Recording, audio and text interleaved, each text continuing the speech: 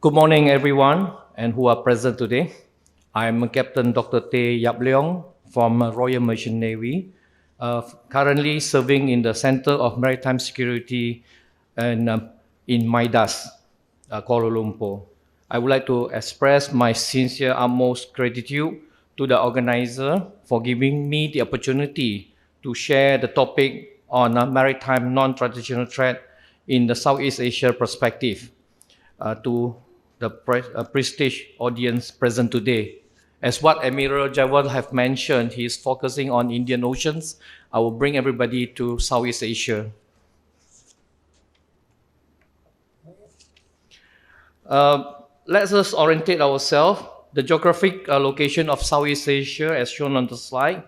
And I would like to also highlight some of the busiest sea in the region, namely Strait of Malacca, which is very famous to everyone, Straits of Sudan, and Straits of Lombok, which is close to Indonesia.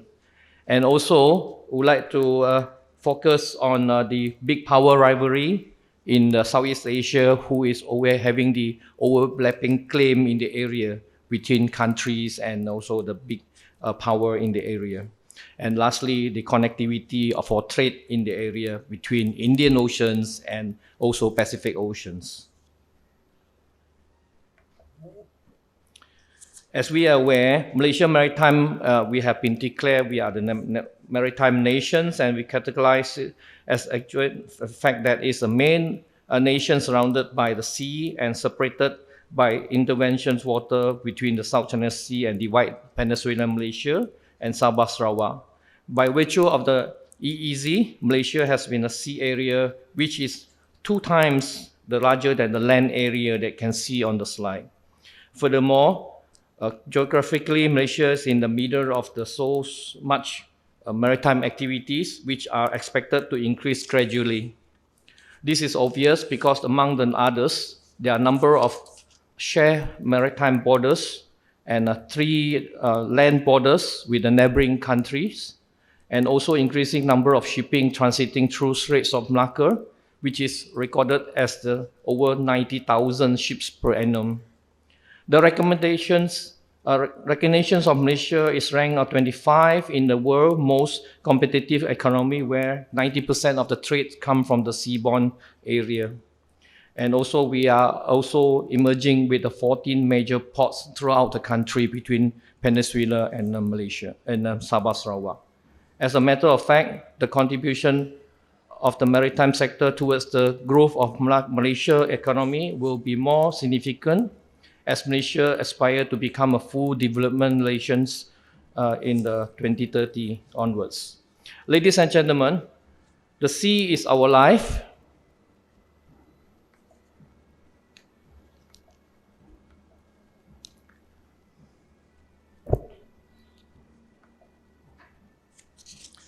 I would like to highlight that the sea area is our lifeline as the nation surrounded by the sea, and our maritime sector is the key contributor to the country's socio-economic well-being. Therefore, with so many natural resources coming from the sea, the many strategic maritime space to safeguard is in a progressive, complex security environment. The maritime economy activity has also increased tremendously, stretching into the wide spectrum and the importance of the sea, as shown on the slide, namely oil and gas, maritime tourism industrial, fishery and agriculture sectors, shipping and port industrial. The Maritime Institute of Malaysia estimated the maritime sector contributed about 23% of our GDP. To set the environment for us,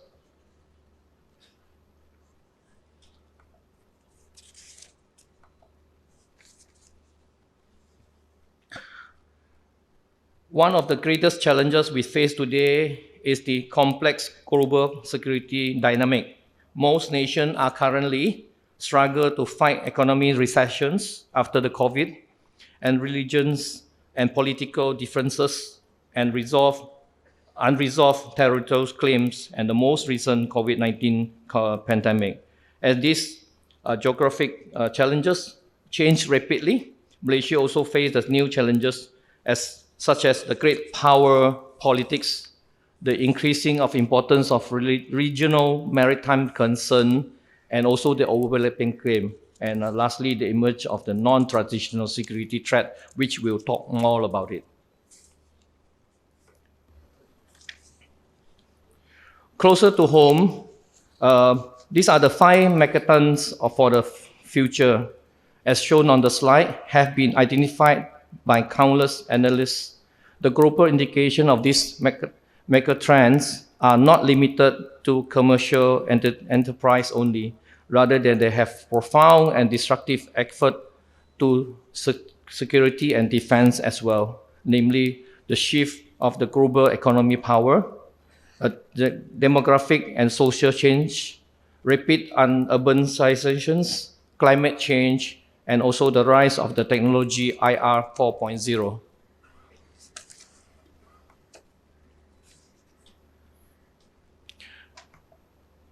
For the regional maritime concern, these are some of the items that we will talk about, which I will go through shortly.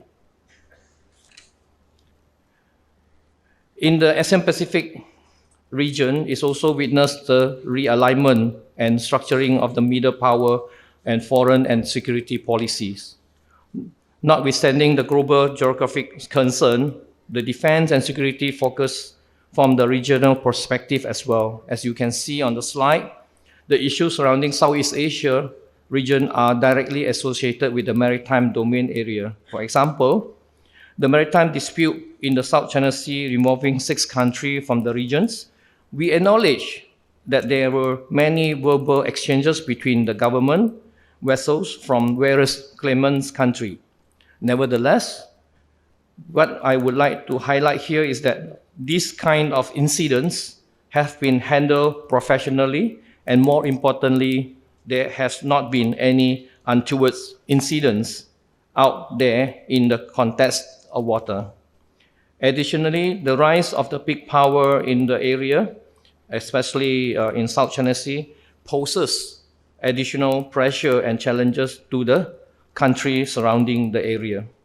Some of the concerns there are maritime border disputes between countries, maritime border encroachments, the big power competitions, extreme ideologies in the area, ASEAN effectiveness, as you know that we are also part of the ASEAN.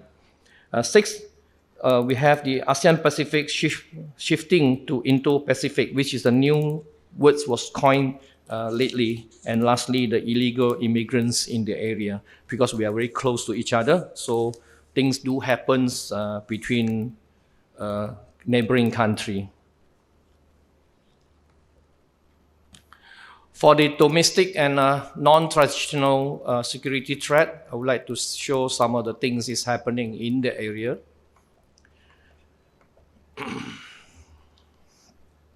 I believe that in order to move forward, the defense community need to evolve in order to maintain a stable maritime regime that promotes our national prosperity and global maritime connectivity. Therefore, non-traditional military issues such as shown on the slide, as known as the non-traditional security threats, should also be our concern as it poses the challenges to the social economic well-being of a country.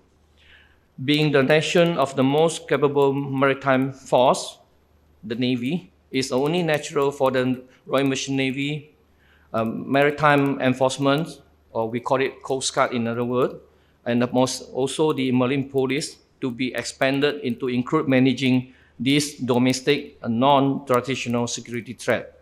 This concept is not new to everyone. It is also practiced worldwide, known as maritime operation other than war, MOTOR, which means the use of military capabilities across the range of non-military military operations. The domestic non-traditional threats are, as shown on the slide, namely maritime pollutions, human trafficking, illegal migrants, vessel hijacking, terrorism, IUU fishing, smuggling of drugs and contraband, sea robberies, and kidnapping for ransom.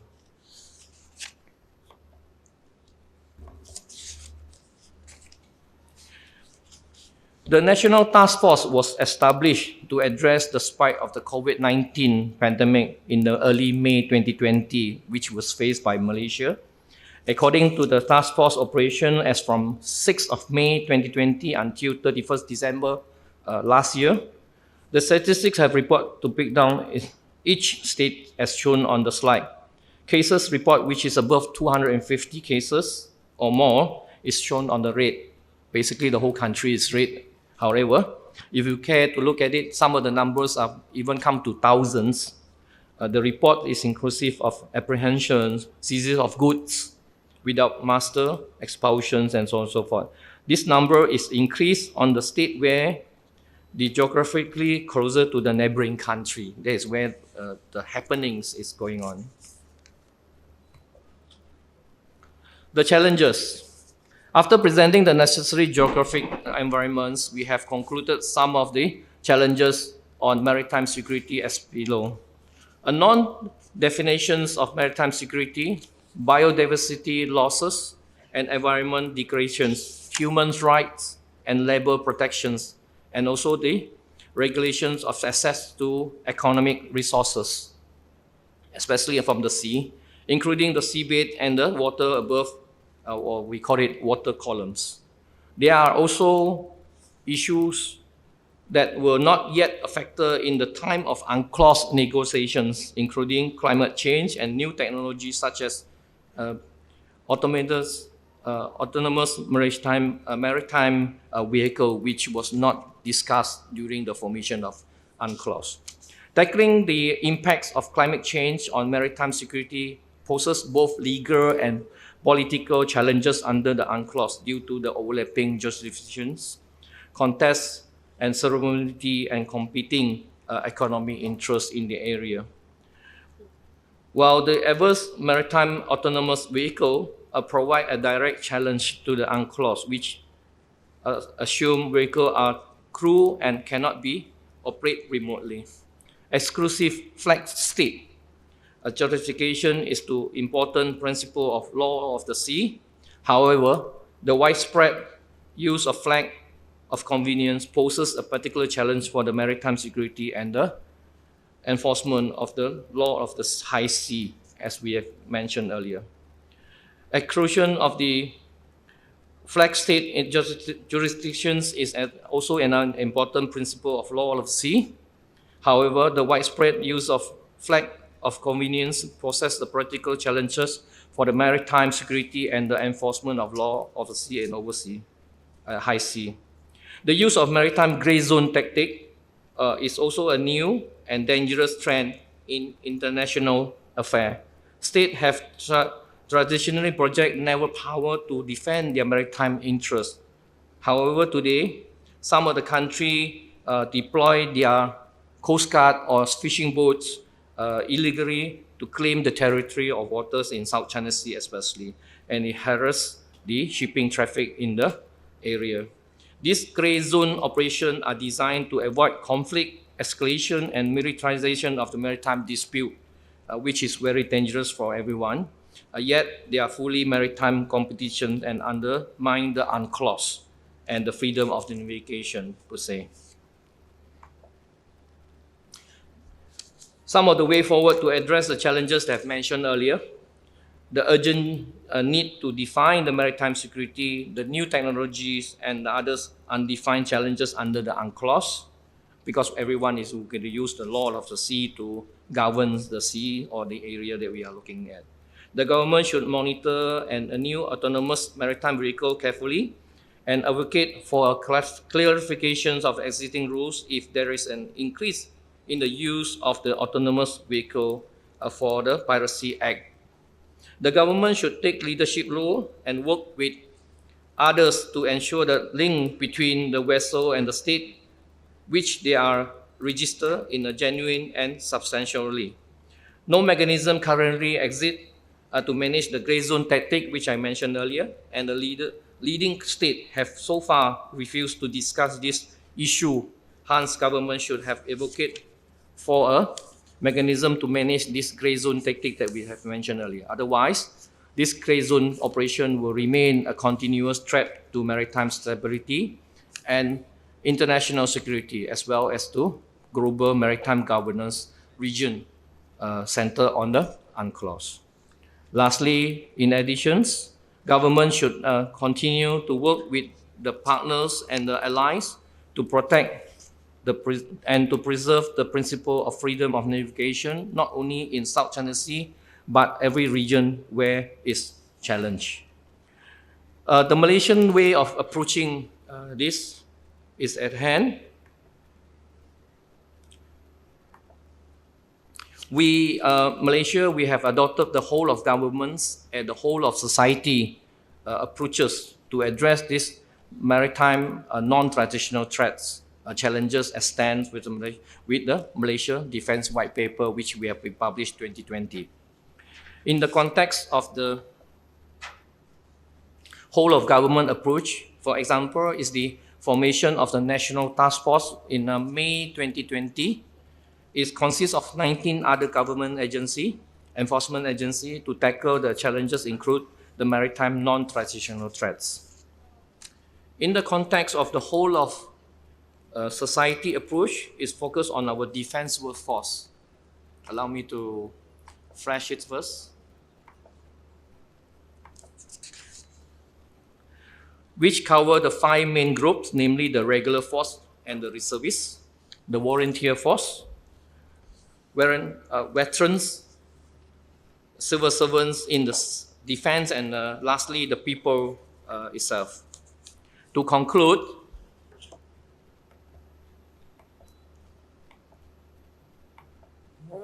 I will offer some takeaways for us to discuss. First, Malaysia, by account to features, is truly maritime nation. Therefore, protecting our maritime interests is a paramount. What we do is to offer influence by the dynamic of the global geographic environments and maritime non-traditional threats. Assisting the maritime non-traditional threat will remain as a major concern to many years to come. Our nations have outlined a robust and effective strategy to address the challenges, as mentioned earlier, through the Defence White Paper. And with the Defence White Paper in place, Malaysia is seeking to have a stable defence funding from the government, in which allow us to have a long-term planning and a predictable budget to secure stable and funding will allow us to develop a procurement planning that is affordable and sustainable for years to come. Ladies and gentlemen, I have come to the end of my presentations, and I hope you have gained some insight on the given topic, Malaysian non-traditional threats in the Southeast Asia perspective. Thank you for your kind attention, sir.